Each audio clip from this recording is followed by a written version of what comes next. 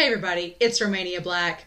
Remember how I was going to have this done in March? I am so sorry to make you all wait. I realize it's been nearly a month since I narrowed down the top 64 Husbando and Waifus of 2022 to the top 32. I did not mean to put it off this long, but this is just the busiest time of year for me, and it just kept getting pushed back week after week, and I finally was like, I just need to sit down. I've had the script done for a while, and I was like, I just need to sit down and record it and start editing and just do the darn thing. But I poured myself a nice cup of coffee. I am ready to go. I've got our top brackets all narrowed down. We're going to do the top 32 and narrow it down to our Sweet 16. So if you're just joining, last video we narrowed down the top 64 Husbando and Waifus as voted by patrons on Patreon, down to the top 32. And so now we're going to do top 32 to the top 16, the Sweet 16, if you will. But my criteria for this round was three-pronged, and I'll talk about it later when we get to the waifus and the husbandos. It dealt with communication, with trust, and relationship potential. And these are all candidates that are from shows, whether it's anime, whether it's donghua, whether it's manhwa, whether it's manga, from series that I have watched or read leading up to now. So some of these candidates I have only watched like the first season of the show, or I'm not into the manga yet, so my perspective about them is probably not going to be as nuanced or in-depth as yours, but I'm hoping that next year, I'll start planning in November for that one, and then next year, maybe if your picks make it again, the bracket will be totally different, it'll be a totally different ball game. But those of you that voted on Patreon, this is all based on your votes, so thank you. Thank you guys so much for supporting. I had a lot of fun with the last video, and I think this video is going to be a lot of fun too. So we're going to start with our waifus and then our husbandos. There's some fun upsets in this, so I hope y'all are ready. So we're going to start this here and get started, but thank you guys so much. I hope y'all enjoy the round. I thought that the last round was pretty tough, narrowing our 64 choices and cutting it in half and narrowing it down to 32. It was pretty difficult. This one was worse. And I don't think it's getting any easier. I'm sadly getting to the point where I had to use Patreon as a tiebreaker for a couple of these. But I'm starting to get to the point where that's not going to be an option. There's going to be some of these picks that have the exact same votes as the other. And so it's going to come down to my choice. And I don't want to lose friends. No. But my criteria was that if I go through the categories, my rubric, which I'm going to talk about my rubric because hashtag teacher life, of course I have a rubric, but I was going to go through that rubric, and then if there were any pair that met all the criteria for the rubric on both sides, I would use Patreon as a tiebreaker of who got the most Patreon votes. And if that failed, then I would have to choose personal selection. And that happened a few times on this. Fun times. but we'll see. So let's start out with our waifus. So you may be wondering about my criteria. My criteria is the same for the waifus as it is for husbandos. And back when I was doing the top 64 down to the top 32, I had 5 criterion. Now I've narrowed it down to 3. The top 3. And these are pretty significant criteria. If you are a husbando or a waifu, then you need to have these 3 qualities. You need to have the ability of communication. There needs to be trust between you and your partner. And there has to be a relationship potential. So if we're talking about waifus and husbandos are partners. They're in a partnership. So there has to be some type of potential relationship that they have with somebody in the series that they're from. So that's kind of what I base this on. How good are they at communication? What is the trust factor with them? I did keep that kind of from the last set. And then as far as relationship potential, do they have any potential relationships with anybody? Whether it's platonic or romantic, or are they kind of loners? Do we want a loner waifu? Probably not. But we're going to start out with our very first round. And man, this is, again, I'm very happy that I've watched some of these series to the extent that I have at this point. It's helped make this a lot easier in some regards, but also a lot harder. So the first round of our waifu 32 down to Sweet 16 was our number 1 pick Yona versus our number 8 pick Peak from Attack on Titan. So Yona of Yona the Dawn versus Peak from Attack on Titan. This one right off the bat was not as easy as you would think, right? Because you have both Yona and Peak are 2 characters that, again, for the record, spoilers for the series that these characters are from. So if you look on my anime list and see the series that I've watched and read, you will note there will be spoilers in this going forward. So please note. But Yona versus Peak. Both of them, very good communicators, being able to communicate their thoughts, communicate to a team. Both of them are stuck with teams of really hot guys, so they can't help it. You know, they're both stuck in reverse harems, in a sense. And so, yeah, they're both characters that manage to communicate their ideas and are both very good at getting across what they need to their teams, as well as be efficient in battle. So Yona and Peak are both pretty adequate and equal in terms of communication. So then you have trust. Well, they're both on these teams with these hot guys, with your Dragon Warriors and with the Warriors themselves in Attack on Titan. So yeah, there's a lot of established trust with both Yona and Peak and the people that they work with. And they both use that trust to establish relationships with these characters, as well as use it against the enemy. So that category was met by both these characters. And I was like, okay. And so then you get to potential relationships. They're both extremely shippable. You have everybody simping for Peak in Attack on Titan, and her being with all of the characters, male and female, and Yona being able to be shipped with so many characters, both male and female. So these characters are both pretty much on even fields. The only advantage that Yona really has is that Yona is our main protagonist in Yona of the Dawn, whereas Peak is more of a side character in an ensemble cast. So, but it was still so close that I really felt I had to turn to Patreon to be truly justified. And unfortunately for Peak, Yona was one of our number one seeds. She, by and large, had the more votes than Peak. So Yona is going to advance to our Sweet 16 from Yona of the Dawn. But Peak, girl, you gave Yona a run for her money. And no matter what anybody says, everybody still simps for Peak. So that's all we can say about that. But so next up, we have Maka from Soul Eater and Violet Evergarden, our 5 seed and 4 seed. Now, these two characters you would think would be a little bit difficult to put against one another because they come from very different series. You have Maka from Soul Eater, who's from more of like a shonen battle, type series, action series, and then Violet, that's more of like a slice of life romance series. So both of them, though, however, meet the criteria necessary to be waifus. So you look at communication. Maka and Soul Eater, Maka's whole deal is that she has to be able to communicate to her scythe, her weapon. Communication is absolutely key. They have to sync up. There has to be, we'll talk about trust, but there has to be an establishment of communication, and Maka is pretty good at it. She is a teenage girl, so she struggles with communication sometimes throughout the series, and it leads to mishaps, but overall, Maka is able to communicate effectively. And the same for Violet Evergarden. You could argue that at the beginning of the series, Violet is not a good communicator. However, I'm going for Violet at the end of the series, much like Maka at the end of her series, where these two characters, they are both able to communicate. With Violet through letters that she writes for clients, as well as being able to communicate to her fellow friends and romantically to her partner. So, which I won't spoil the ending of the movies for you, but she's a good communicator. So they both meet that criteria. And then as far as trust goes, the whole deal in Soul Eater is that Maka has to have trust established between her and her weapon in order for them to sync up and be effective or useful. So, of course, trust is something that Maka has to have. And throughout the series of Soul Eater, Maka does establish that with Soul and with others as well throughout the series. The same thing with Violet. Violet's whole deal is that she has trust in the people around her, and she's able to cultivate that trust and grow it with more and more people as she goes throughout her journey and meets various people along the way. So both of them have trust. And then you get to relationship potential. And I mean, yeah, they both have relationship potential. You have obviously Maka and Soul, but you also have Violet and Gilbert. So it's like, what do we do? You have these characters who have trust, communication, and relationship potential. So again, I had to take it to Patreon. And even though Maka was our 5th seed, Violet was our 4th seed and had just a few more votes to be able to pull out. But Maka gave a very good, just like Peak, Maka gave a very good fight, and Violet was barely able to edge over to be our winner of this round and advance to the Sweet 16. It's going to be a tough next round.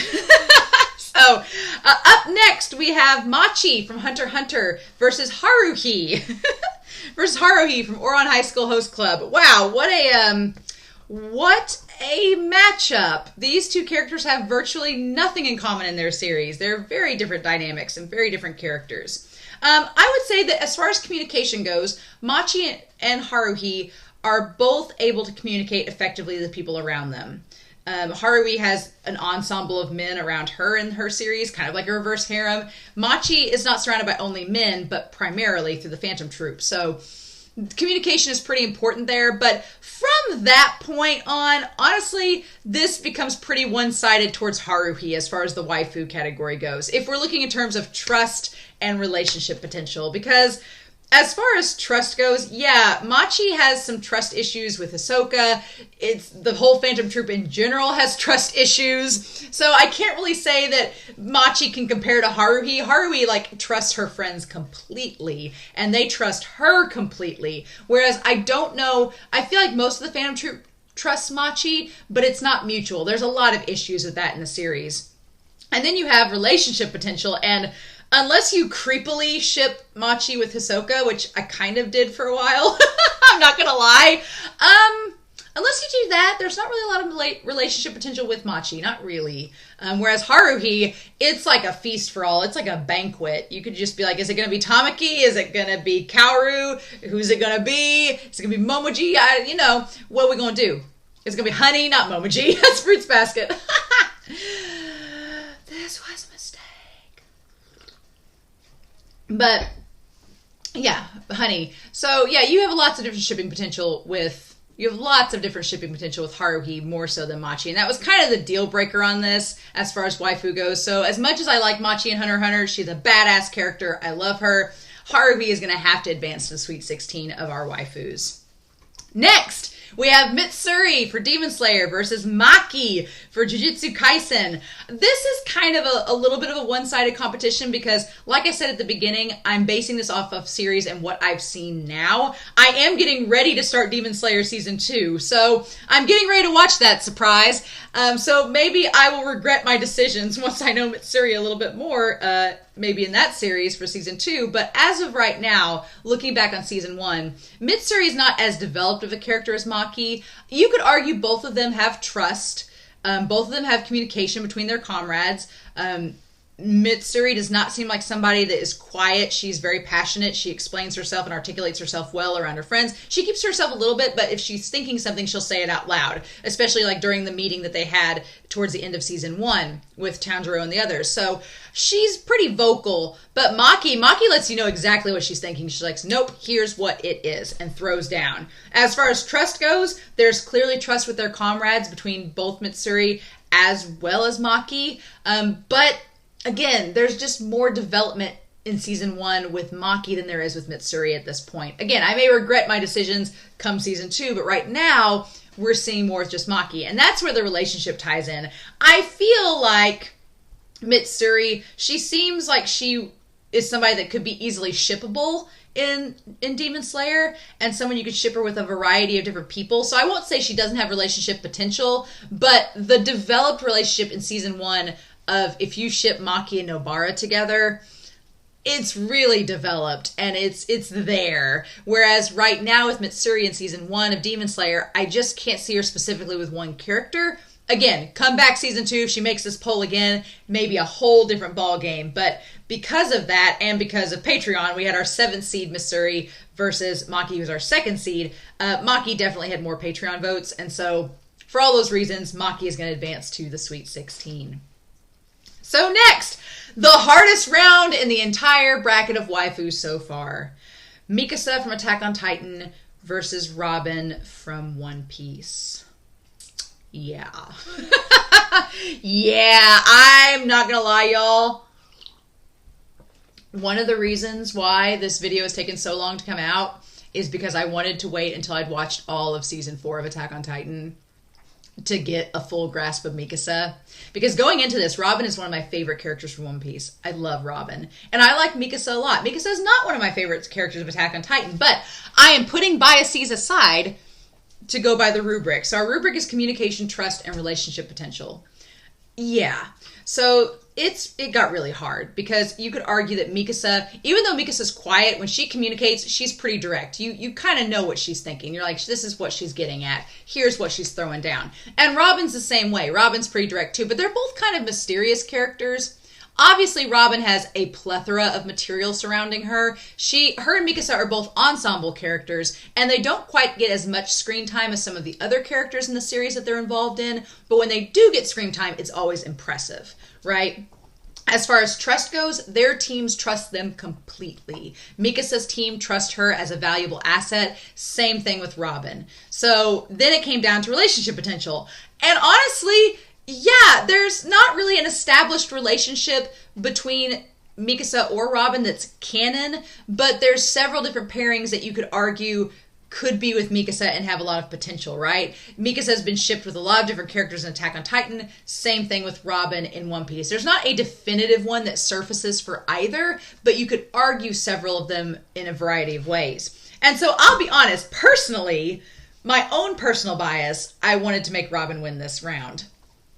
But I could not do that and put my bias in there. I had to be fair. And so I was like, they all meet all three criteria. So I've got to go to Patreon for this one. And Mikasa is one of our number one seeds for this competition. So it may, when we get down to the nitty gritty of specifics with relationships, this is where Mikasa will probably struggle at. But for this round, as much as I hate to do it, I was like, I couldn't feel good about myself without going to Patreon for this one. And so Mikasa is going to advance to the Sweet 16. But Robin, my girl, I love you. And I wish she could have advanced, but I just couldn't do it. So Mikasa advances to our Sweet 16.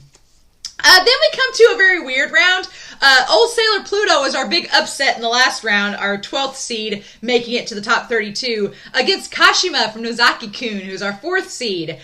What a weird... I feel like both of these characters, even though Sailor Pluto's more magical girl, they both have like very slice of life, school lives. So you have Sailor Pluto, you have Kashima, both of them being able to communicate well with their friends, both being able to establish a trust between them.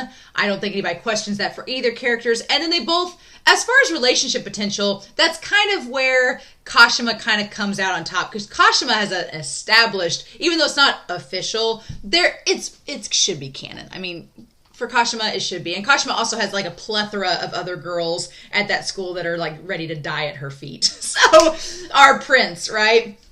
So for Kashima, I really think she kind of pulled it off in that last category. Not to say Sailor Pluto can't be shipped with characters, but there just isn't quite the same potential that Kashima has as far as the relationship department goes. So for that reason, our third category, Kashima is going to pull out and advance to the Sweet 16 over Sailor Pluto. But glad to have Sailor Moon representation in our top 32. So then we have a very odd category. We have Historia from Attack on Titan versus Ray from Ace of the Diamond. Yeah. So, okay.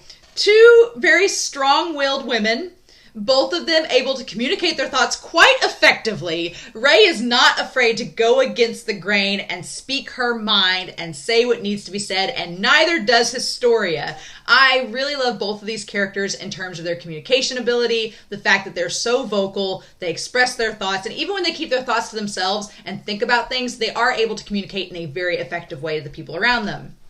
And then you have trust. I mean, Historia and Ray both establishing trust with the fellow characters around them. There are moments where they kind of falter in all of those, especially Historia towards the beginning when she's still Krista. But I feel like both of them, by the end of their journeys so far, as I've watched in the series, they do have that trust established with the people that they're close to or closest to. And then you have relationship potential. And I feel bad for both of them. I feel bad for Ray and for Historia. One, because Historia's OTP is sadly no more. Sad days. And honestly, other than that, Historia only has Farmhand-kun. And we haven't even got to see that guy's face. Is it that bad, Isayama, that you can't show us Farmhand-kun's face? Is he that bad? I don't believe you. But then we have Ray, who I would love to ship with Kateoka. Would love to ship with him. I just need them to go on a date in the series, but sadly we haven't had that yet. So the relationship category, neither of them really excel in, but the other two, they excelled really well, both of them. So I had to turn to Patreon, and Historia was our 6th seed, and Ray was our 3rd seed. So I love you, Historia, but our waifu Sweet 16 candidate moving forward is going to be Ray from Ace of the Diamond. I love our queen. She's great. Both of them queens, but the queen of the diamond is the one that advances forward. So, Next we have Hasegawa Nanako, Longa's mom, versus Yanli, Wushin's sister. So, it's great. This category, these are the two most like wholesome women in the category, I think, in the whole bracket. I think Yanli and Nanako may be the most wholesome entries in this entire bracket. And so it was really sweet to see them against one another, but also really painful because only one can advance. So again, Nanako, her communication issues, being able to communicate with Longa about his trials and tribulations as he navigates this world of Skate the Infinity. It's great. She does so sublimely. Yanli with her get-along soup, able to like bring her two brothers together and communicate with them. Both women having the utmost trust of their families. Longa completely trusting his mom, and then Wushin and Chang completely trusting in Yanli. And then as far as their relationships go, I mean, Nanako was married, and so was Yanli. And spoiler alert, both of them widowed. So it's kind of amazing that this bracket's given us two widows in the same category. And I think they might be the only widows in the whole competition. So I felt bad. They both had amazing relationships and their husbands were really caring and doting on them. But I had to go to Patreon. It was just too close as far as the categories went.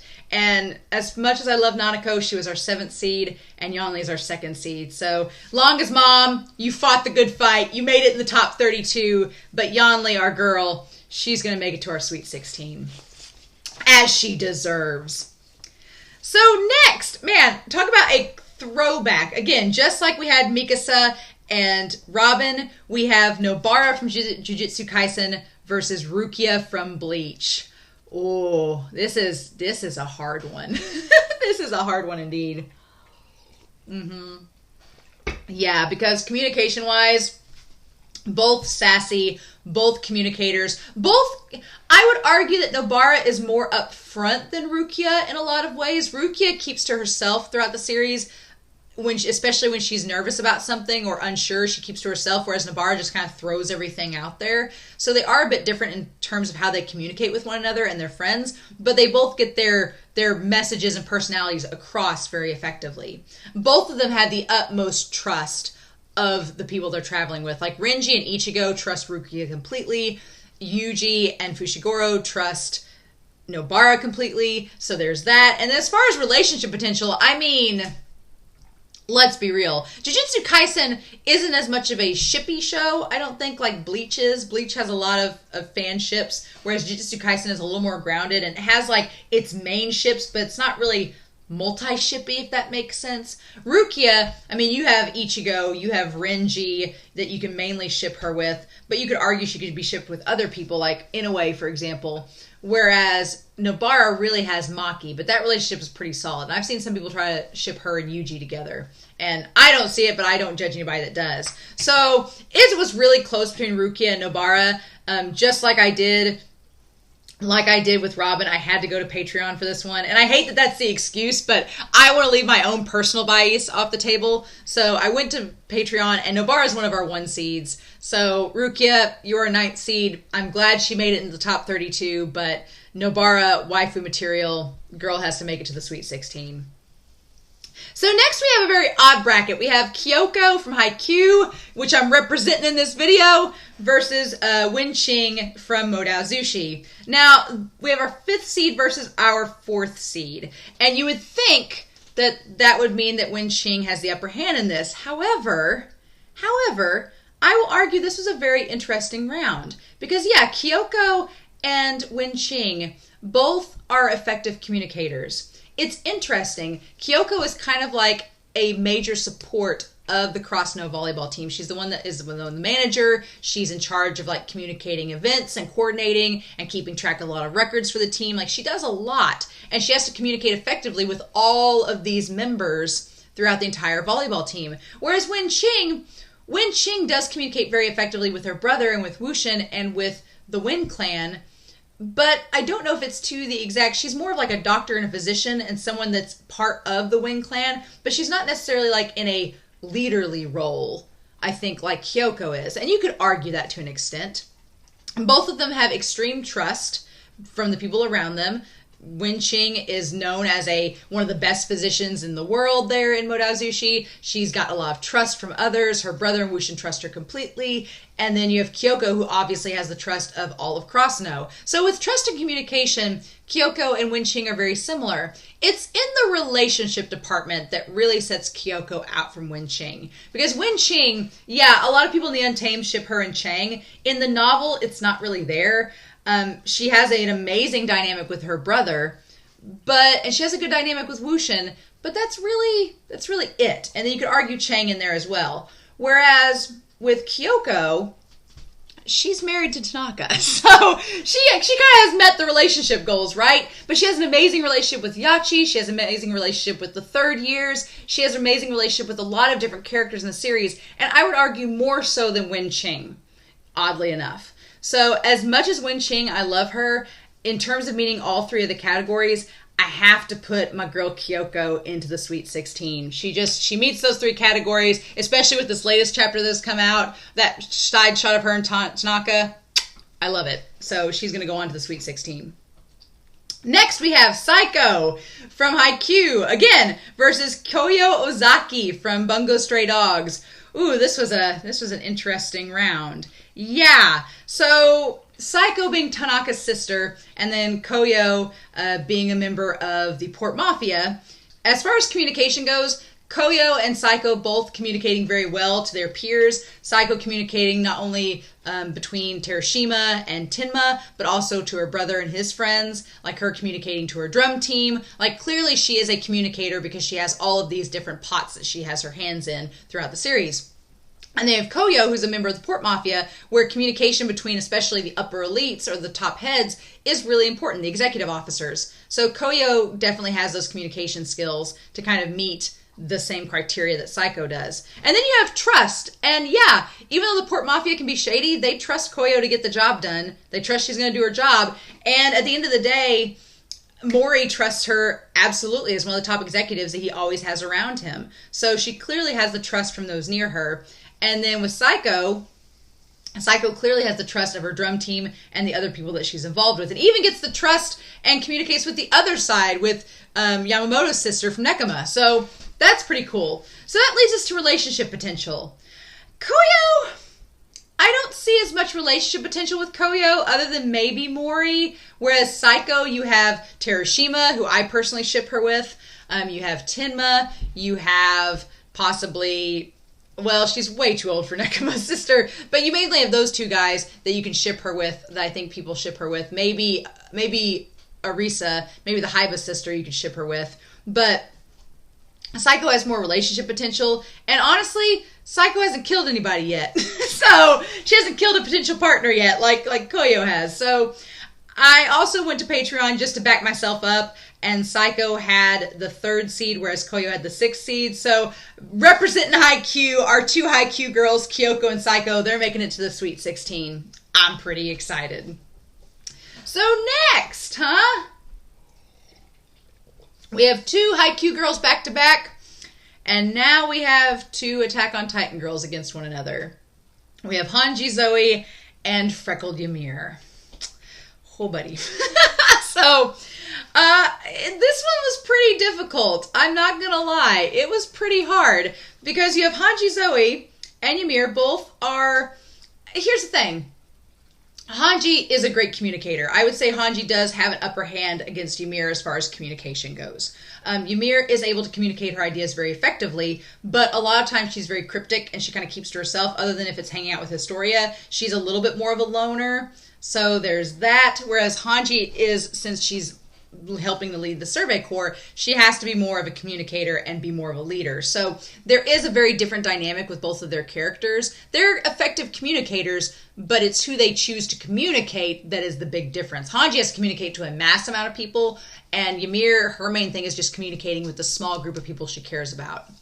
And that kind of goes in the vein of trust. You could argue that Ymir has a very uphill battle with trust because, you know, she's a Titan shifter, so a lot of the other characters, they don't trust her at first. So she has to kind of build that trust. But again, the people she cares about, like Historia, they trust her completely. And then Hanji, of course, Hanji has the trust of all the people around her. So That's pretty much a done deal. And then we get to relationship status. This is kind of where it is a little bit different. You have Hanji, who I don't really ship with anybody and who doesn't really seem to show any type of inkling of a relationship towards any of the other people in Attack on Titan. She forms really platonic bonds and I think best friend vibes with Levi and with Erwin. If I was going to ship Hanji with somebody, it would probably be Mobilet that she develops a relationship kind of like dynamic with. And then with Ymir, I mean, it's Historia. OTP. Girl asked her to marry her. Like, practically admitted she loved her. Like, what do we do? So, I love Hanji and Ymir both as waifus,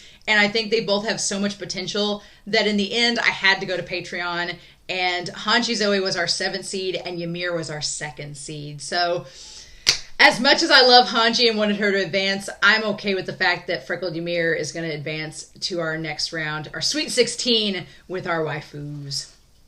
I think that whole thing about trust and communication may come back to bite her in the next round. We shall see. And then we have Yasano versus Usayama or Mirko from My Hero Academia. I mean, this one was interesting. Yasano being our 1st seed and Mirko being our 9th seed. Communication-wise, they both have to communicate effectively. Mirko is part of a hero team. Yasano is part of the agency. They both had to be effective communicators and communicate with their teams. That's a done deal. Trust. They both have extreme amounts of trust from the people around them. They have to in order to get the job done. And then you have relationship status. And that's kind of where, again, Yasano does go a little bit ahead because you can ship Yasano with Rampo. You can do it with Doppo. Yasano has a little bit more ship potential, I think, than Mirko, who I think some people ship Mirko with Hawks. But that's about it. I don't really know if there's any other ships for Mirko. And if I were to go to Patreon to break the tie, then Yasano is our 1st seed. She would win by votes. So really close between the two of them. Very similar but different candidates. But Yasano takes the cake and advances on to the Sweet 16. So this round, I had to research this round too. This was the 2nd hardest of all of them because I haven't watched Code Geass in forever. So I had Sasha Browse versus CCC2 from Code Geass, our 5th seed and our 4th seed. Again, kind of an upset here. Communication-wise, both effective communicators. I would argue CC is not as open a communicator as Sasha. Sasha's like, here's my thoughts, I'm just going to say them out loud. And CC is not as open with communication unless she's really close to you, like unless you're Lelouch. So, not so much. And then with trust, CC has an intense trust with Lelouch and the people she's most close to, but she can be a little antagonistic towards others. Whereas Sasha's like a trust bunny. She just exudes fluffs of trust, and people just trust her all around. And so, it's kind of hard to falter there because she's such a sunshiny character. And then you have, as far as relationship potential, again, I'm glad I watched all of Attack on Titan. Yeah, you could argue that CC has major relationship vibes with Lelouch, but Sasha's love story with Niccolo, I mean, even if it's not 100% canon, it's there. It might as well be. They all but say it, but it's so good. So honestly, overall, I think that while both CC and Sasha have a lot of relationship potential, the trust and communication that Sasha has with her troop is kind of outmatches CC. I mean, spoiler alert, Sasha dies and everybody extremely mourns her, and she becomes an integral part of the entire story because of that bond of trust and communication she had with her team. Whereas CC, not quite the same. So, as much as I liked having our Code Geass representation, Sasha Browse is going to advance on to the Sweet 16 for our waifus. So then, our dear sweet Matsuo Okugo up against Riza Hawkeye from Full Metal Alchemist. Oh man. Again, two very different shows. You have Matsuo Okugo, who's in a more slice of life sports anime, and then you have the shonen Full Metal Alchemist. Both Go and Riza, both great communicators, both able to express themselves very freely, being able to communicate with their peers, especially in times of need. Matsuoka for reinforcing and motivating her teammates on this Iwatobi swim team, and then Riza for being able to communicate with all the characters in Full Metal, basically. Trust, as far as that goes, the people around them trust them completely. They trust Go with her knowledge about muscles and her knowledge about team training. They trust Riza as far as being able to compete on the battlefield and be able to do the job and get it done. So it came down to relationship status. And so I didn't even have to go to Patreon for this because as far as Go goes, I know that we had the big joke about Momo having a relationship with her and Momo's sister having a relationship with her and maybe the other Mitsushiba sibling having a relationship with Go. But there's just nothing as established as Riza's relationship with Roy Mustang. You just can't compete with that.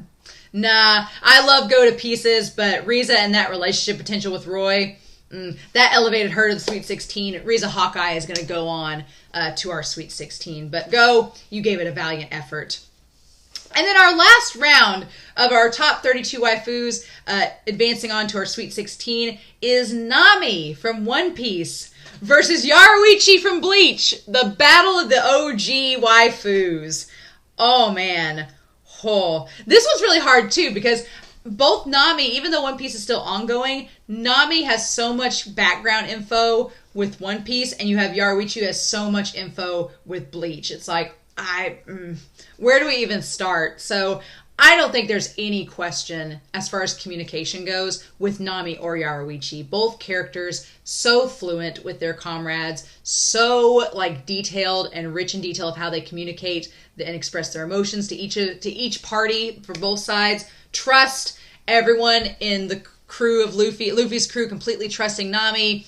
Urahara, Ichigo, the others completely trusting Yaruichi. Like, it's just, they're two really amazing female characters in Shonen that have such a rich and detailed history around them. And then when you get to the relationship status, I mean, you can multi-ship all over the place with either of them. Now, granted, I think that with Yaruichi, the main ship is Urahara and her.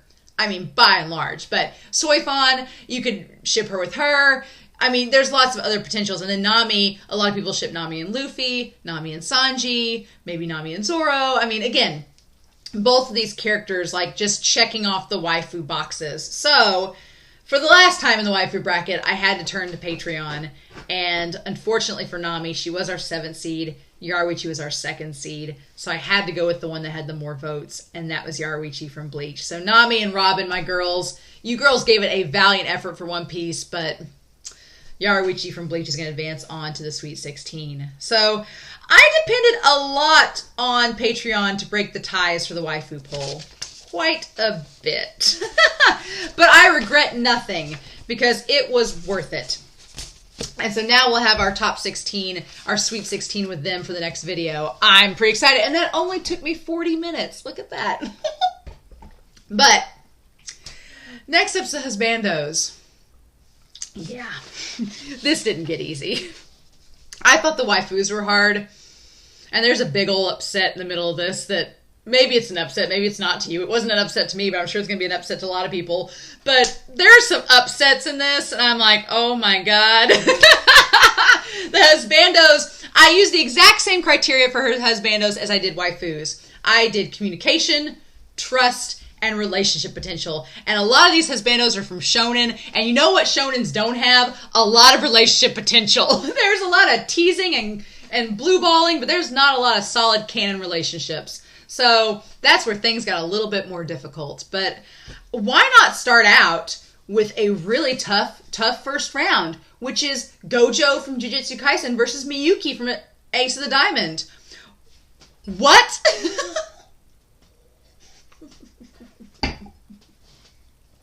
Right off the bat, you have, and the funny thing is that Miyuki's voice acts for Geto, so we'll talk about that in a moment. But yeah, so Miyuki versus Gojo. As far as communication goes, these are both trolls. Both these characters are trolls. You could argue that Miyuki has come a long way in Ace of the Diamond to become a much better communicator, and I love that about him. Gojo is an effective and good communicator when he chooses to be. When he chooses not to peace out and be a troll, he is an effective communicator. So him and Miyuki are actually on kind of equal footing as far as that goes. Now, granted, their worlds and series are vastly different, so the context in which they communicate varies as well. And then you have trust. I've only watched season 1 of Jujutsu Kaisen, and I'm anime only, so I want no spoilers. And I've only watched up until Act 2, Episode 22 of Ace of the Diamond, so that's as far as I've gotten about trust. But both characters are trusted by their peers at this point, from what I've seen. They are trusted by their peers. They're trolls. They can be manipulative, and they can be tricksters, but they are at the end of the day trustworthy to their peers, and their peers rely upon them. So there's that. So then you have relationship potential. And I mean, with Miyuki, it's Miyuki and Sawamura. There's the whole thing with maybe Mei is the ex. There's that whole dynamic. And the funny thing is, Gojo kind of has the same thing going for him as Miyuki does. Miyuki has the possible ex relationship with Mei that ended in incompatibility, and now he's moved on to Sawamura. And then you have, I don't read the manga, but I know that there's been a lot of people talk about Geto and Gojo having a relationship and that it had potential. That's all I know, and I don't want to be spoiled. But you could view them as exes because clearly Geto's working for the opposition now. And then a lot of people ship him and Nanami, which is kind of like the new step, the new wave of relationships. So I don't necessarily ship Gojo with Nanami.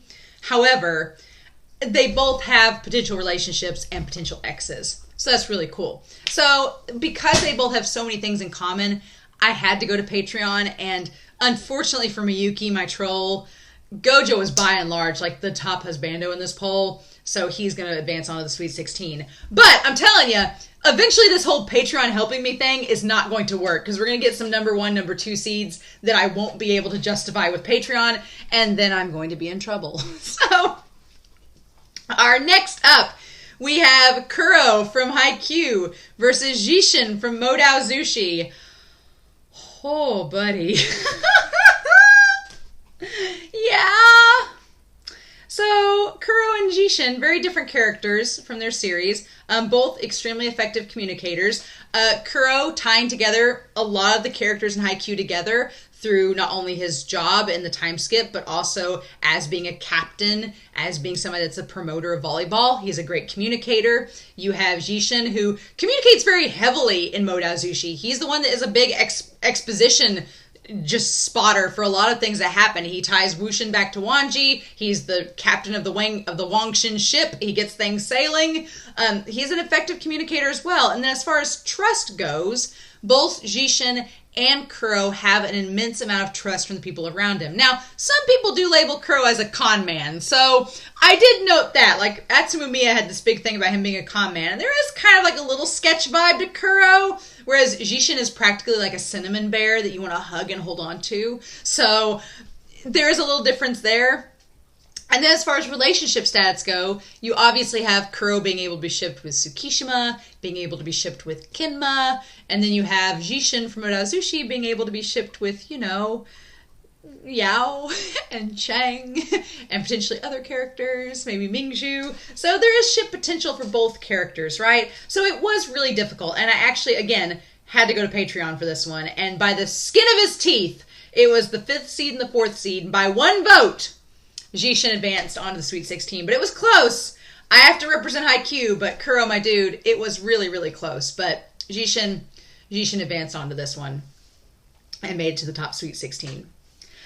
Next, we had Giyu from Demon Slayer, our 11th seed that managed to make his way into the top 32 against Hawk from Yona of the Dawn. This was fairly easy. This is probably the easiest round of the entire bracket because Hawk is going to be a hard contender in this, y'all. If you've not read or watched Yona of the Dawn and you're looking for a husbando to get behind, Hawk's our man. You need to be reading this series and you need to be watching it. But Giyu and Hawk has been established to have great communication with Yona and the people around him. He has trust established between Yona and the other dragons surrounding him. The relationship potential with Yona and Suwon and maybe Jeha at this potential moment. It's so good. It's so good. And then Giyu, again, I've only watched season 1 of Demon Slayer, but yeah, Giyu is an effective communicator for what we've seen. He does seem to have trust with Tanjiro, but even amongst his own peers, there's kind of trust being questioned at the meeting between all of them at the end of season 1. And then as far as relationship stats go, we don't really have anything established with Giyu. There's just too many unknown factors with Giyu that I just quite couldn't justify placing him over Hawk. And Hawk's Hawk's too much. It's like fan yourself, y'all. Hawk advanced to the Sweet 16 with ease out of this round. But you gave it a good fight, Giyu. Maybe by season 2 of Demon Slayer, I'll have a better idea with you. So then, we have next, speaking of Full Metal Alchemist, Riza made it out of that round. Will Roy Mustang be able to do the same? Well, he's up against Wei Wuxian from Modao Zushi. Oh my. This one was hard. Because Roy Mustang and Wuxian both, like, and Modao Zushi and Full Metal are very different stories, but they both involve battle and leadership and communication being very necessary amongst all the characters that they interact with. And both Roy Mustang and Wuxian do a sublime job of being communicators when it is needed amongst their peers. And not only that, but even though Wuxian goes through issues of trust with the other cultivators in Modao Zushi, the people that matter, like Wanji and Chang, by the end of the series, he has their trust. And the same thing with Roy Mustang as well. By the end, they both go through bouts and periods where trust is questioned amongst them, between the people that they're around. But by the end of the series, I would say that both Roy and Wuxian have trust established with their inner circle, which is what matters, right? And then there's the relationship potential. And then Roy and Riza, such an OTP. So many great moments between them throughout Full Metal Alchemist. But then you have Wuxian and Wanji with Wongshin, and it's OTP status too. So this was really actually difficult because they both meet all 3 criteria, and especially the relationship potential, both of them have like OTP status. So what can we do? And unfortunately for Roy did not have as many fans in the Husbando bracket as Riza did in the Waifu bracket, because Roy was our 7th seed and Wuxian was our 2nd seed. So Roy Mustang, my dude, I love you to pieces, but Wuxian is going to advance on to the Sweet 16. Now, that part of the bracket was easy. The rest of this bracket for Husbandos, it's not. The second bracket's probably the worst out of the whole damn thing. It's really bad. I sat there and stared a lot at this bracket and went, I can't believe this is happening. Again, for the record, spoilers abound. If you have not watched these series, you are going to get spoiled. So this is your last warning. There are spoilers all over this part of the bracket, so just get ready. Because here we go. Up next, we have probably the most controversial part of the Husbando bracket that I had to research thoroughly and think long and hard on and take some long walks. And that's Dazai from Bungo Stray Dogs, our boy Dazai, and Victor from Yuri on Ice. Our number 1 seed versus our 9th seed. Is this the upset of the ages? The answer may surprise you. The answer will surprise you. Yeah, had to do a lot of research on this one. And so this is, I'm not going to make friends with this one. I know that. I'll make up for it later. But here's the thing. They're from very different stories, but let's establish what we know about Dazai versus Victor. Dazai and Victor can both be trickster characters. They can be. There's like a trickster quality to both of them, right? But as far as communication goes, Victor is going to be that communicator. Like he will be blunt and to the point, and you may not like what he says, but he's going to be there to communicate exactly what he's feeling. Like there's no mysteriousness to Victor as far as communication goes. And for a husbando, yeah, it may be harsh to hear like the blunt truth sometimes, but I would rather a husbando be honest than to go days on end away from here and just disappear without a trace and not communicate where they are and then show up in a river upside down being rescued by a tiger boy. You know, Dazai in communication, when he does communicate, it is effective. But when Dazai just chooses to go rogue and MIA and nobody can find out where he is, that's a bit of a problem. I don't want to know where my husbando is all the time, but I don't want to worry about him being upside down in a river. So there's that to consider. And then as far as trust goes, Victor is absolutely trusting. Like, Victor has your trust. If he's your husbando, there is no question that he's going to trust you and work with you. With Dazai, he spends a lot of the series, what I've seen so far, being trustworthy if you know it, but also you kind of question him at times. Like, is he trustworthy? Is he really on board with us? What's going on? So that hesitation is a problem as a husbando. So then finally we have relationship status. And I will say, Dazai absolutely lives up to the exact same criteria that Victor does. You have Dazai with either Oda or Dazai with Chuya, and that relationship is just chef's kiss. The relationship potential there, off the charts. But then you have Victor and Yuri, and that's kind of the basis of the whole show. So, upset of the century, y'all. I can't believe I'm doing this, but because of Victor so wonderfully meeting those criteria, and Dazai having like hesitation in the communication and trust categories, I had to put Victor ahead for Yuri on Ice. Our 9th seed, causing the first upset of the bracket, knocking Dazai out and taking his place in the Sweet 16. Ooh, buddy. Ooh, buddy. So, are you ready for the second upset? Because now we have Makoto Tachibana from Free versus Eren Yeager from Attack on Titan for our husbandos.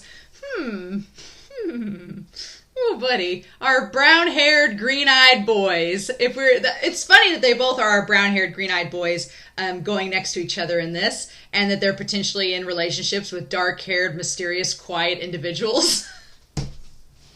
How?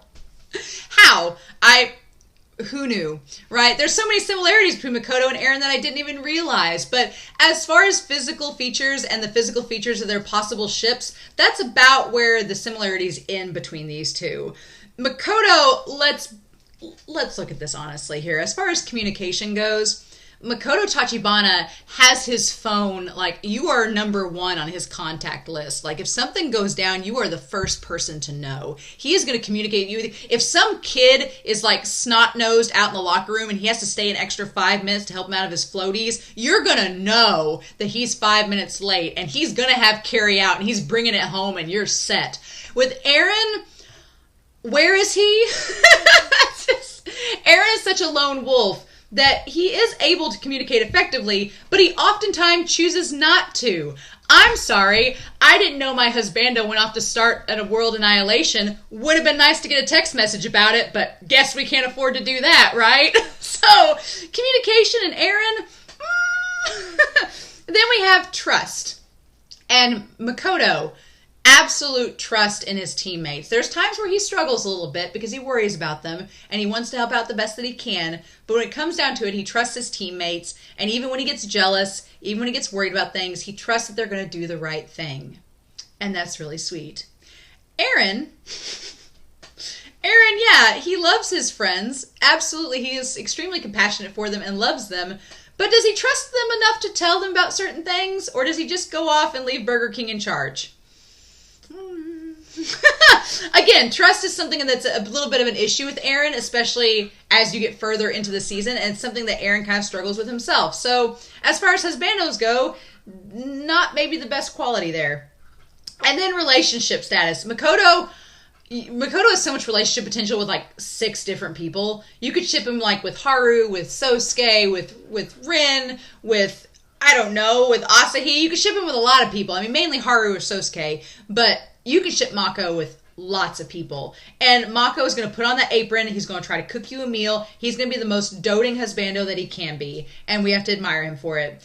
Eren has relationship potential with a lot of characters, but it's a little bit at this point in the series like an unrequited, one-sided relationship potential where Eren really doesn't want to have anything to do with anybody. And as much as I love Eren as a character, as far as being a husbando, if you don't have great communication, trust, and potential to be in a relationship with me, it's not going to work out. So Eren may be a much cooler character than Makoto, but as far as the husbando poll goes, Makoto Tachibana is going to advance on to the Sweet 16. So, glad that we got that out of the way. Those 2 upsets. I'm sure everybody in the comments are going to be like, why did you do this? So then we had what could have been maybe it's a potential upset, I don't know. But we have Jean Chang from Mode Azushi and Erwin Smith from Attack on Titan. Our Attack on Titan enthusiasts will rejoice because this is the chance of their redemption. Chang was our 6th seed and Erwin was our 3rd seed. Here's the thing. I love Chang as a character. He is a great character. But I personally view that Chang doesn't really want to be in a relationship with anybody. He's fine not being in a relationship. He dreams sometimes about it, but he doesn't necessarily have to be in a relationship. So, as far as communication goes, Erwin, he's a leader. He's a leader of the Survey Corps. He effectively communicates with everybody around him. He does keep some things close to the vest, but when it matters and when it counts, he's able to effectively communicate. And you could argue that on the battlefield, Chang does communicate extremely well. But personally, what sets apart is that Erwin is able to reveal his deepest, darkest secrets to people that he cares about. Like him and Levi having that conversation in season 3 where he reveals his dreams and his fears. Like that type of communication is amazing. Whereas Chang is a lot more reserved and a lot less apt to communicate those deep, dark desires or fears or worries or thoughts like Erwin is. So there's that. And then as far as trust goes, Chang does trust his sister. His trust with Wushan wavers a lot. He trusts Ling. He does have some trust issues throughout the series, but for the most part, he's very trusting. But again, Erwin is able to put that trust on the people he cares about completely and knows that they're going to get the job done and doesn't have to worry about it. And then you have the relationship potential. Erwin with Levi is like an OTP. It's so good. And then Chang, as much as I love Chang as a character, he's one of my favorites in Modao Zushi. Chang doesn't seem to have any want for a relationship, and his standards are extremely high. Not that Erwin's aren't, but Chang's are almost too high to an extent where it's going to be very hard for anybody to meet those standards. And he has openly told ladies that they're ugly or that they don't meet his standards. He's been very blunt about it too in some of the extras from Modao Zushi. So I'm like, So as far as husbandos go, just like with Aaron, I love Chang as a character in the series that they're in. But as far as husbando material, I'm going to have to go with Erwin Smith. He's going to make it to our Sweet 16. Our poker daddy. Yeah. So then, speaking of daddies, we have Kyo from Fruits Basket and Nanami from Jujutsu Kaisen. Oh, buddy. So this one was rather interesting because both Kyo and Nanami, both being very effective communicators, right? Both being effective communicators, being able to express their thoughts. Kyo goes through a lot of trouble with communication at the beginning of Fruits Basket, but as he develops as a character and he's around Toru, and he kind of just blossoms and matures into the character in the Kyo that we know, by the end of the series, he's so much more of an effective communicator. And that kind of ties to that factor of trust. Both Nanami and Kyo, by the end of the series that they're in, gain that trust from those around them and that affection and love of others that care about them. Like with Yuji viewing Nanami as like a parental figure, with Kyo and Toru's relationship. So there's that. And then you have the relationship potential. And obviously Kyo and Toru, they're like OTP worthy. And then Nanami, I will say for Kyo's sake, that Nanami doesn't have quite as much relationship potential. I would say Nanami is the better communicator versus Kyo, and Kyo has better relationship potential than Nanami, and they both are equal on trust. So I had to go to Patreon for this one because I couldn't quite factor in Kyo completely over Nanami. And then as far as the Patreon votes go, Nanami was our second seed, and he just beat out Kyo. So now, come to season 2 of Jujutsu Kaisen, come to me rewatching Fruits Basket eventually. That may totally change. But for this year's bracket, Nanami is going to edge out and win the husbando poll to make it to the Sweet 16. But Kyo, you have all my love. So next, we have Levi versus Akashi from Haikyuu. Oh, Levi Ackerman versus Akashi. Yeah, this was pretty hard. Actually, it was. Again, Levi getting all the crazy rounds, right? Because on the surface, just like in the last round when he was against Fat Gum, you wouldn't think this would be a very hard competition. But Levi kind of makes it a little bit harder on himself sometimes because he just kind of like seems like he shies away from relationships sometimes. But we all know how Levi really is. And it's kind of the same way with Akashi, oddly enough. So as far as communication goes, both Levi and Akashi are oddly effective in communication. Levi is a captain in the Survey Corps, so he has to communicate effectively with the people he's around. Akashi is a captain for his volleyball team. So, or is he a captain or is Bokudo? He becomes a captain after Bokudo, but he is effectively like a communicator. He's a setter. He has to communicate with all the other players on the court. So both him and Levi, even though they're a little bit introverted, a little bit like socially awkward at times, they both effectively communicate to the people when it matters most. And that kind of ties into the factor of trust. The entire Survey Corps, the entire 104th Cadets, they trust Levi completely. Erwin trusts Levi completely.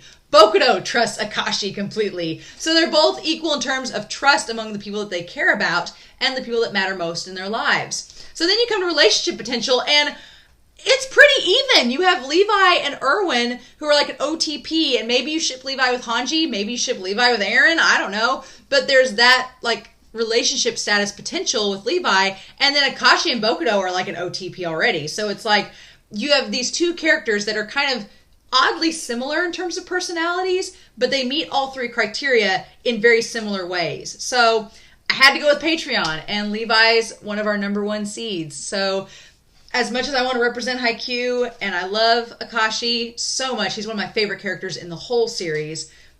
Levi's also one of my favorite characters in Attack on Titan. So by Patreon votes, he wins out and wins into the Sweet 16 for our husbandos. So yeah, then we have Oikawa versus Albert Moriarty. Whew.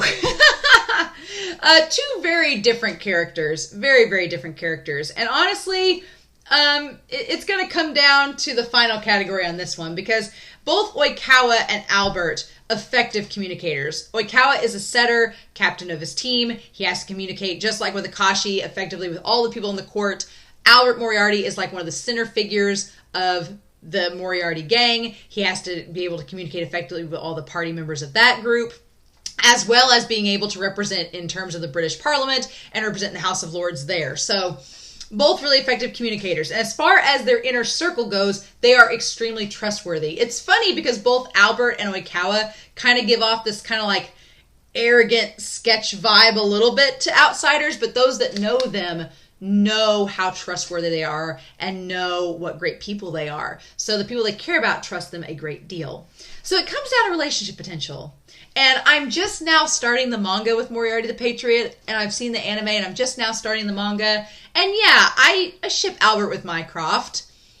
But as much as I love that ship, and I love the potential that it has, Oikawa's relationship potential is through the roof. Whether it's a Waizumi, whether it's Hinata, whether it's Ushijima, whether it's maybe you're a Kageyama Oikawa shipper and you would get all angsty with it. Whatever that the case may be, I personally like Waizumi and Oikawa are like my OTP, but I also ship them with other individuals in Haikyuu as well. But there's so much potential there, and there's so many like little moments with Oikawa and his relationships that we'll talk about it more because he's going to advance on the Sweet 16. And so we'll get into those relationship moments in the next round. But I mean, Oikawa, that relationship status, it's just wonderful. So yeah, he's going to advance on our 5th seed over our 4th seed to the Sweet 16. Next, we have Jeha from Yona of the Dawn, our 11th seed that snuck in, versus Chuya, our 3rd seed from Bungo Stray Dogs. Man, what a fun round. I love Jeha and I love Chuya both really, really well in the series that they're in. They're both like kind of rogues in a way, which is kind of cool. Like Jeha going from being a pirate to being one of the Dragon Warriors, and Chuya being like one of the lambs to being like one of the sheep, one of the sheep in season 3 to being one of the Port Mafia executives. So it's kind of cool to see how they both came from kind of roguish organizations and then slowly like came into the folds of these more like royal elitist organizations. It's really cool. But yeah, both effective communicators, both kind of tricksters, both with kind of like a jovial attitude. I like it. Both trustworthy amongst their peers that they're close to. I think that Jeha's inner circle trusts him a lot. Chuya's inner circle trusts him a lot. And then everybody on the outside kind of questions it. And it's fine, right? So then that comes down to the relationship status and the potential there. And Jeha is able to be shipped with a lot of different characters. I ship him with Kija, but I also can see the Hawk relationship, the Yona relationship. There's a lot of others I could see him with. But Chuya and Dazai, it's OTP, right? It's so cuckoo. It's so good. I mean, it's such a great relationship.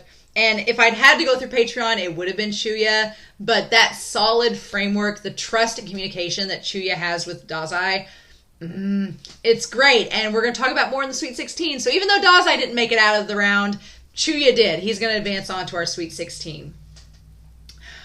This next round is really, really sad because I love Sosuke Yamazaki and I love Jean Kirstein, and I hate this bracket for putting them up against each other. I feel like it's so fitting, right? We had Makoto Tachibana versus Eren Yeager. We have Sosuke versus Jean.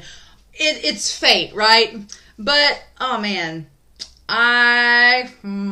this is a very hard bracket. A very hard bracket indeed. We have our 7th seed versus our 2nd seed. So this came down to a variety of things. I did not rely on the Patreon votes for this, but it came down to a variety of things. So as far as communication goes, Jean and Sosuke both able to effectively communicate. My thing with Sosuke is that he's such a quiet character, kind of like an Ushijima from Haikyuu vibe. He's such a quiet character that unless you really talk to him and make him talk to you, then you don't get... He can kind of keep to himself and not communicate as effectively, especially in season 2 when he's beating around the bush about his whole shoulder thing. It's like, it gets to be such a thing in season 2.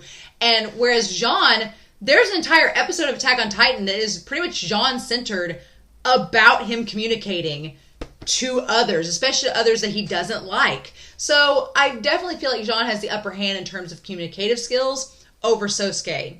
Then you have trust.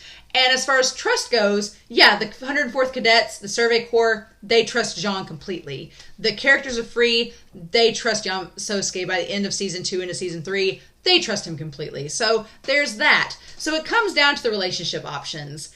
And Jean and Sosuke are both such shippable characters. You can ship them with lots of characters. With Sosuke, you can ship him with Mako. You can ship him with Rin.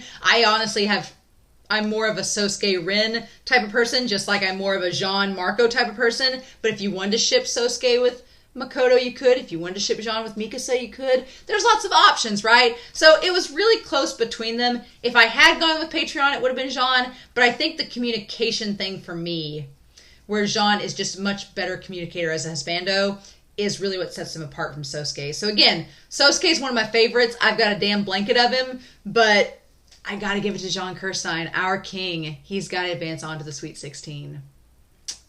So then we have... I feel bad for every character right now that has to go against Wanji. I feel bad for all of them. Last video, it was Inosuke from Demon Slayer, and that was a pretty easy round. Everyone fought so hard for Reiner to get a spot in this bracket. And he made it to the top 32. And then he went up against Wanji. Because, oh my god, I love Reiner. I want to give him a hug so badly. But Wanji is going to be the one to beat in this, y'all. He's going to... I see Wanji going far in this bracket. We're going to get into, like, some... And here's the thing. The one thing that may hinder Wanji moving forward is that communication-wise, both Wanji and Reiner do have some struggles. Because Reiner has his split personality. He has trouble communicating what he's really thinking sometimes. Sometimes things that he communicates aren't exactly right or they're skewed. And then Wanji is so quiet that, yeah, when he says stuff, it's pretty to the point. But getting him to talk and carry on extended conversation, it works for Wushin because Wushin likes being the talker. But if you're not a talker, then Wanji would be kind of a hard husbando to communicate probably with. But him and Reiner both have kind of like ups and downs as far as communication goes. And then as far as relationship potential, well, we'll get to relationship potential. As far as trust goes, Reiner does, by the end of season 4, have trust established with the fellow warriors and seemingly with the cadets. Wanji has an immense amount of trust established in his inner circle. So it really came down to the relationship status. And Wanji and Wushin, it's Wangshin, it's OTP. It's like one of the biggest OTPs up there for me. And Reiner, I put down in my notes, no love for Reiner. He just doesn't really have any ships. I feel so bad for Reiner. I'm at the point where I almost want to ship Reiner and Eren. So since Eren didn't make it forward to the Sweet 16, and neither did Reiner and Eren can go off and have an adventure together. But because of that relationship potential, I had to give it to Wanji. So I still put down, Reiner needs a hug, y'all, but Wanji is going to advance to our Sweet 16. Up next, we have Bokudo versus Ash Lynx. Whew! Again, just like with Akashi and Levi, it got really, really hard. Actually, surprisingly similar rounds, which is interesting. But both Bokudo and Ash, very effective communicators. Bokudo is very blunt and to the point. and Ash like has a lot of finesse with his communication, but they are able to effectively speak and interact with people around them. And so that's really important if you're a husbando. As far as trust goes, yeah, Bokuto, our normal ace, total trust from his team members. Ash, total trust from the people that he's close to. Ash is often looked up to as somebody to go and trust in a situation. So that's the case for both characters. And as far as relationship status go, Bokuto and Akashi are like an OTP, and Ash and Eiji are like an OTP. So our boys with these dark-headed, quiet types, right? That have sincere, fiery passion deep inside of them. I had to go to Patreon because they both were so close. And by one vote, Ash narrowly beat Bokuto. So I love both of these guys as husbando material. I think they're both wonderful. But to advance on to the Sweet 16, it's going to be Ash Lynx by the skin of his teeth. But next up, we have our final 2 rounds. What 2 rounds they are. We have in the first round, Aizawa from My Hero Academia and Megumi Fushiguro from Jujutsu Kaisen. Very different characters. Both able to communicate with their peers, both with the trust of their peers, and both with questionable relationship statuses. I mean, I would say that Megumi has obviously the Yuji ship and then the Sukuna ship, whereas Aizawa has the Present Mike ship, as well as the, I guess it's now Kurogiri, but Oboro ship. Funny that you have like one dead character and one live character for both. Too soon! But I had to go to Patreon for this one because they're such different characters and they meet all 3 criteria in similar veins. So I had to go through Patreon, and Aizawa was our 6th seed and Megumi was our 3rd. So Megumi narrowed out and made it to the Sweet 16 for this one. So Jujutsu Kaisen represent. And then our final round is Ryomen Sukuna versus Haiji from Run with the Wind. Yeah, so Sukuna scraped by in the last round because he clearly has the physicality to be ultimate husbando material. I mean, swoon for Sukuna, right? But as far as communication goes, Sukuna's pretty blunt. He'll let you know what he's thinking until he doesn't.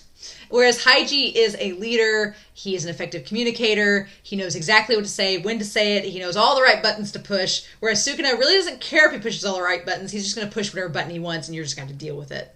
So if you're not into that as a husbando, then that might be a problem. But as far as trust goes, not really. I don't really trust Sukuna. He'll probably try to possess me or do something creepy. No. Whereas Haiji, best boy, yeah, you can trust him. Like, trust him to get stuff done. Trust him to lay out the plans and organizations for an all-day getaway trip. Trust him to get the food ready. The guy can also cook. It is not understated the man can cook. Haiji, that talent will take you far in the husbando poll, right? And then, of course, we have relationship status and potential.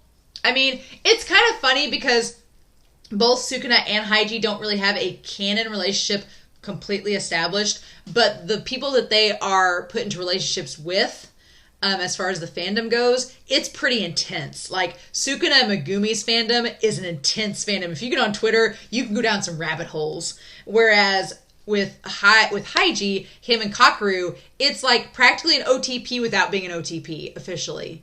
So obviously, Haiji's going to win this one for communication and trust. The trust factor alone is what really set Haiji apart from Sukuna. But we still appreciate Sukuna for all that he gives us in Jujutsu Kaisen. So, look at that! Less than an hour and a half. I got through to our Sweet 16. So, yep. Here's our top 16. Our top 16 for the waifus. And our top 16 for those bandos. Oh, God. These rounds were honestly hard. I had to do research. For several of these rounds. I had to go back to shows I hadn't watched in a while and do research. And it was complicated. And I thought to myself, well, now that we're down to the final 16 and we get to the top 8, it won't get any worse, right? Right? So I'm very curious to know your thoughts down below. I am going to try to get this next video out much sooner than a month. Much sooner than a month. That's my goal. So I haven't decided yet if I'm going to do the top 16 all the way through the Sweet 16 and just go all the way to the end, or if I'm going to do Sweet 16 to top 8 and then top 8 on down. I might do that. So there may be 1 or 2 more videos. Depends on where I am with scheduling it. But I'm curious to know your thoughts down below. Thank you all so much for watching. I hope you enjoyed this. I hope your favorites made it through to the next round. I've got to rework the bracket and the rubric, but the rubric for the Sweet 16, it's going to get a little bit more relationship heavy. So that's going to get interesting. So we'll see about that. But in the meantime, I hope you all have a wonderful week. Please stay safe, take care, and yeah, I'll be back soon with more of our top husbando and waifus of 2022.